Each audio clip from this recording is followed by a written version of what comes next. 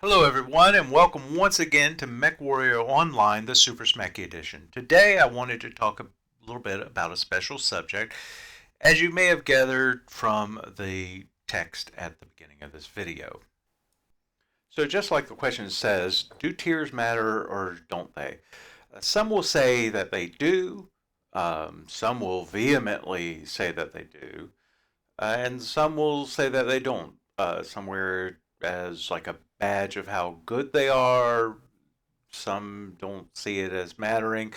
The long and the short of it is, and it's an unfortunately ambiguous statement, is do tiers matter? Yes and no. Uh, a little foundation for this before I go any further. Everybody who starts playing the game starts at a tier 5, which high number, lowest tier, most novice player, the newest person. So everybody at one point is a tier 5. That doesn't mean they don't have skills, that doesn't mean they don't know what they're doing or how to approach the game or anything of that nature. It's just where everybody starts. It's not an insult. Somebody who's a casual player may take forever to get out of tier 5, but it's a baseline starting point. Tier 1, what that really means is that you've played enough and won enough that you have gone up in tier levels so that you're tier 1. It's not necessarily a measure of personal skill. So, now that that's out of the way, do they matter? Sort of. Tier 5s and tier 4s, as I said, are new to the game. They don't know a lot of the nuances. They don't know the better builds. They don't know the maps. Um, they don't know heat management. There's all sorts of factors go into it. So they do tend to be lesser quality players. Now, of course, there could be somebody with a shade account, an alt account where they're playing on and they're actually doing very well for whatever reason, whether it's because they're doing some sort of series for showing what it's like to play there, or they maybe they're testing builds because the newer players get the not MC, the C build bonus, things of that nature. But in general, what you're going to run into there is people who are very new to the game, who are lacking a lot of the understanding and experience that comes with playing over time. As you move up in tiers, what that's showing is that you have spent more time in the game until you get to tier 1, which is currently the top level. But that doesn't mean that bad behavior you carried out back in tier 5 or tier 4 has changed, or that you're a better player at this point. What the tier means is it's like beyond just an XP an indicator, an experience generator. It's almost like a length of time, so to speak. If you play and have enough wins for your team where you did even moderately well, you will move up in tier. It's weighted in that direction. So you do moderately well. You do 100 damage, and that's all you do. You know, whatever the outcome of the match is, you win by caps or whatever. You do 100 damage, you're going to move up. As a matter of fact, I've seen people go through, spray the enemy team with laser fire, pop up a UAV, run out the other side, never engage anything else, have a match score of, 60 something, and they'll go up in tier. It happens. So really, what it's gauging, what the tier level is actually gauging, is the number of times that you were on a team that won, or the number of times that you did so exceptionally well in a match that you moved up. Another, for instance, here, if you're in a match and you're with a team and unfortunately it loses, but you do 600 damage, you get a lot of UAV spots, maybe you get a couple kills out of it, you'll probably go up. Um, you might stay equal if you have a really good match. You might not change. Like for instance, last night I had a match where it was something like did 458 points of damage and had some spots, UAV, things like that. We lost, but I didn't go down in tier. I stayed the same. There was no change at all. But it is weighted. If that same match had happened and our team had won, then I would have definitely moved up. By the same token, as I said before, I could have a moderate match where I did that 100 points of damage and nothing else really, maybe got some assists off of that 100 points from spraying and praying, but I'll go up in tier because the team won. So it's not really a measure of your personal skill rating. Personal skill rating really is more when you're looking at how well you did regardless of the match. And there are a lot of other factors that are going to come into that. If you're moving out and you just happen to get caught in a bad position, you're moving out with the team and the enemy team does a really solid push with a bunch of lights and you get wolf pack so that you don't really score a lot of damage because they're able to get you really quick, then you're not going to have that. But what you're talking about is trends when you're talking about your pilot skill rating, your personal skill rating. Trends will show, what your typical average damage is. That speaks more to you personally as a pilot, and what you bring to the game than tier does.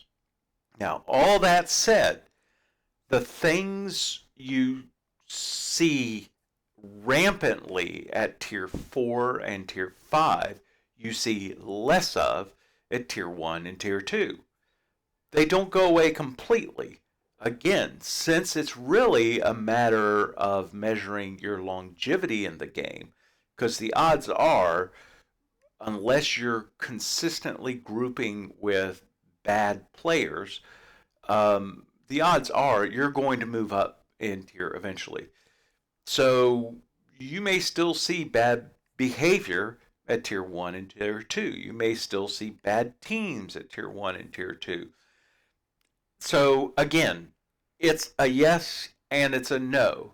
You can't say the tier system is the end all be all. The way it is right now, it really isn't a measure of a personal pilot skill. What it's going to do is just group people roughly by their longevity in the game. And that's all it's going to do.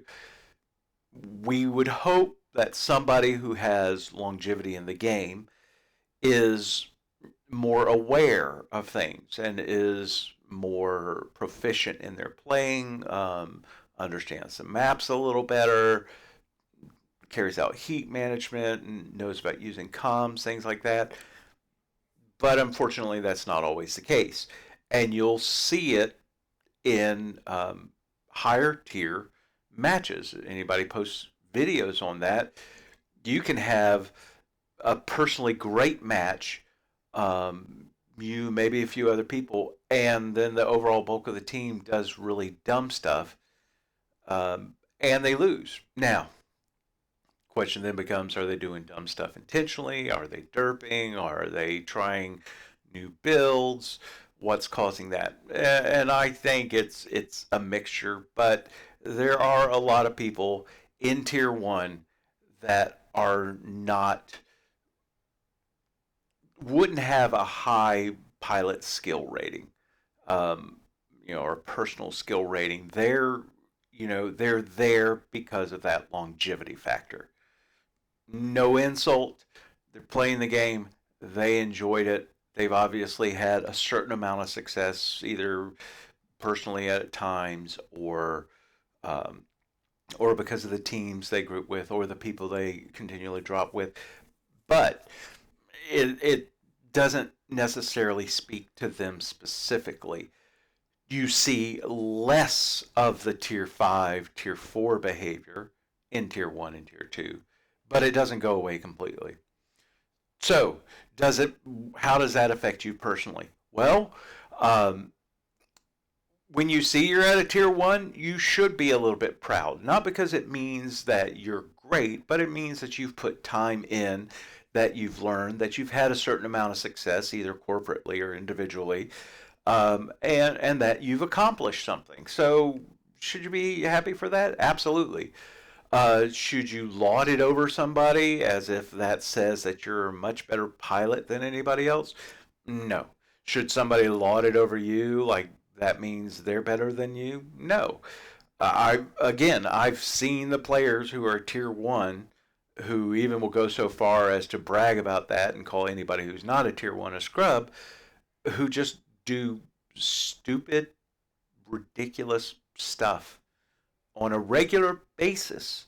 But because they happen to be grouped with some really good players, they can do their stupid, ridiculous stuff, and the team still wins, which means they still maintain their tier 1 status or move up if they're a lower tier or whatever. What you should look at from the tier system is 5, I'm new, I don't know anything, it's my opportunity to learn. Tier 1, more is expected of me. I have to play smarter. I have to use the comms. I have to manage my heat. I have to work as a team. That's what you should be gauging. And you will see differences in play as you move through the tiers.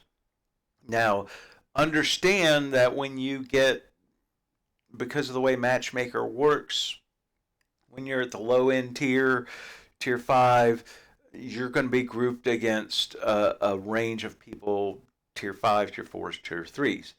When you get up to tier 1, you're going to be grouped against tier 1s, tier 2s, and tier 3s. That's why we see such widely swinging match results sometimes, where it'll be 12 and 0 stomp, 12 and 1 stomp. That and, like factors that can't be quantified, like how well a team is working together, or um, having a group of really solid players. There are some uh, groups out there that their core are really, really solid players. They're consistently high performing players, and they're tier 1. But they're not tier 1 because they're consistently high quality players. They're tier 1 because they put the time in. A a person who moves tier 1 quickly, that is generally because they're a higher quality player, because even when their team loses, their personal score is so high that it causes them to move up in tier, or they stay the same. A person who struggles a little more is still going to move up, but it's going to be a slower run for them. So be proud because you've earned that tier 1, but it doesn't mean you're great. Um, somebody wants to talk smack because they're tier 1 and you're not. It it means nothing. It falls flat in that regard. It does mean they've put in the time. It does mean they've put in some effort. It does mean they've had a certain amount of success.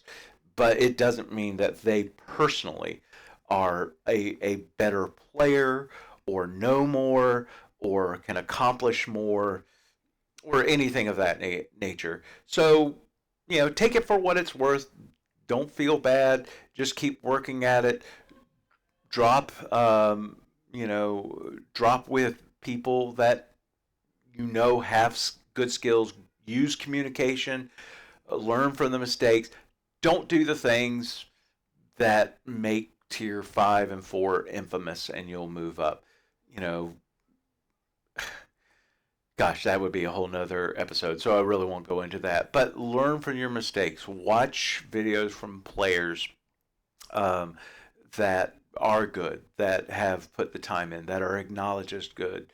Um, and watch what's going on in the game. Watch what your high performers are doing on your teams. If you're kind of struggling and you see a lot of the players you're with are kind of mediocre, but you see some players that you drop with are really getting scores, follow them around. Do see what they're doing. Ask them, friend them and ask them. Ask them to drop. Do private lobby matches, you know. But don't be so hung up on tier that it ruins the fun of your game. You'll get through. You'll get through it. I came back to the game. Didn't originally have a tier system, so I came back to the game earlier this year. I was tier 5. Well, went through tier 5 and tier 4 really quick. Went through tier 3 fairly quick. Got through into tier 4 and tier 2, and for some reason it really bogged down there. I don't know why. It took a while. But then crossed over into tier 1, and now I'm almost halfway through that tier, and that's been a matter of month and a half maybe. So, am I proud of that accomplishment? Yeah. Do I consider myself the best player? No. I get my teeth kicked in regularly, and sometimes I do some teeth kicking in. But I have fun, and that's what it's about. And the tier system should show more about your longevity, your general experience, not how good a player you are. Hope that helps you out. Maybe some people don't care. I'm not going to change the opinions of people that are dead set on the idea that this means they're great players, and I'm not trying to. If that's what you think it means, have at it.